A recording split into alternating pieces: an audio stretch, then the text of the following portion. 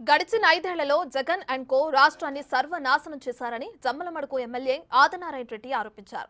వచ్చే ఎన్నికల్లో పులివెందులలో జగన్ను చిత్తుగా ఓడిస్తామన్నారు ఆయన. పులివెందుల అభివృద్ధి కోసం 60 కోట్ల పనులకు 600 కోట్లు కేటాయించి ఒక్క పని చేయకుండా దోచుకు తిన్నారని అన్నారు. 11 సీట్లకు పరిమితం చేసి ప్రజలు బుద్ధి చెప్పినా వైసీపీ నేతల కళ్లు తెరుచుకోవటం లేదని విమర్శించారు. 5 ఏళ్లలో దోచుకోవటం దాచుకోవటమే పనిగా పాలించారని అన్నారు.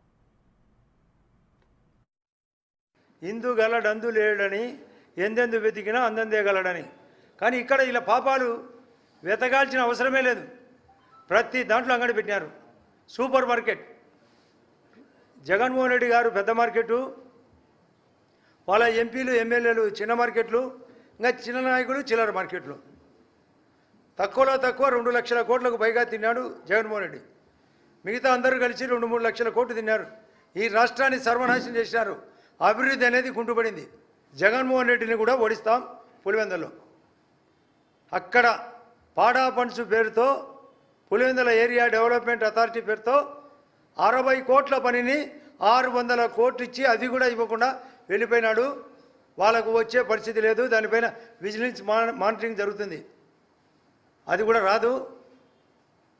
ఆ జగన్మోహన్ రెడ్డిని వెంటబడి పిచ్చి కుక్కను కొట్టినట్టు పులివెందులు కూడా కొట్టబోతున్నారు. ఆ డబ్బులు ఇప్పలేడు, అది సచ్చేది లేదు. అంతా ప్రాడే. అలా వచ్చి ఇలాగ పోయి కాదు. కొందరు జైల్లో ఉన్నారు, కొందరు బెయిల్ మీద ఉన్నారు.